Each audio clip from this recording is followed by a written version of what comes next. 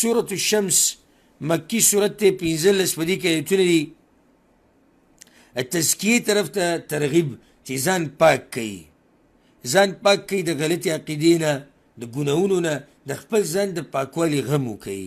بسم الله الرحمن الرحیم والشمس وضحاها، قسم دې په نور او په رڼا د هغې، والقمر اذا تلاها،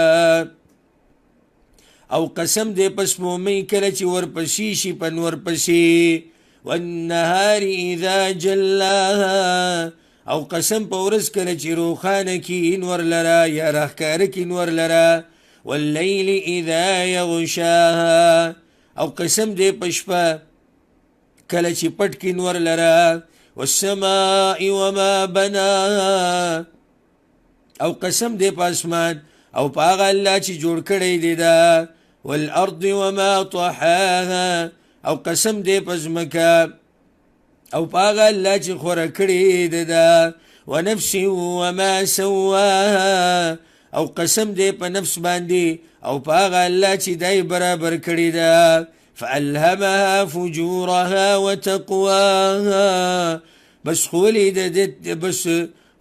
ده دیتا نافرمانی او د تقوی لارا،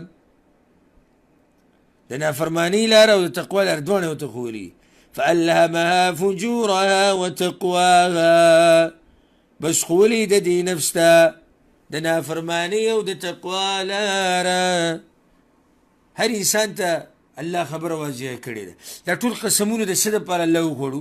قد افلح من زکاها، یقینا کامیاب دی هغه څوک چې پاکي کو نفس، د ګناهونو نه پاک کو، د بدو اعمالو نه د سړی کامیاب دی. دومره قسمونه په الله وخوړو او د الله خبره خو اسم یقیني ده، او چې دومره قسمونه پې وخوري نو انسان د زړه څومره مطمئن شي، بیا هم د انسان غافله دی.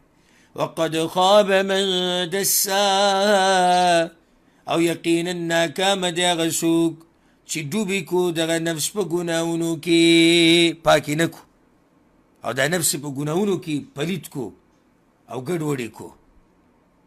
اوس الله واقع راوړي د سمودیانو چې وګوره هغوی ځان نه پاک کړی نو څنګه تباه شو. کذبت ثمود بطغواها، تکذیب وکړو سمودیانو په سبب د سرکشۍ د هغوی یا په سبب د سرکشۍ خپلې.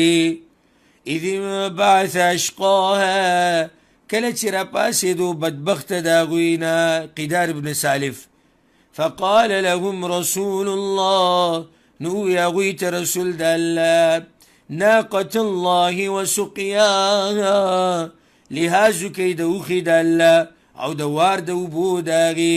دې ته څه مه وایي دې اوښې ته، او په کومه ورځ چې د اوبه څکي نو مې تنګوئ.